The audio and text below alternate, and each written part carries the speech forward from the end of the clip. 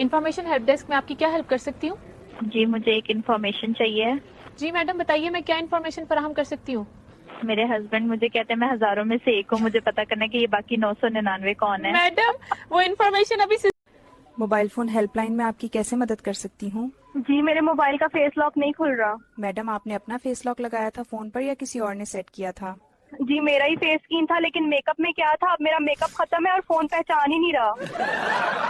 Thank you for calling helpline. How can I help you? Aunty पापा की कमर टूट गई, हेल्प भेजें। बेटा तफसील बताएं। आंटी पापा जुम्मे की नमाज के लिए गए तो खुतबे में मौलवी साहब ने कहा जो बंदा अपनी परेशानी को खुशी से उठा लेगा वो जन्नत में जाएगा, तो पापा घर आके मामा को उठा लिया और गिर गए।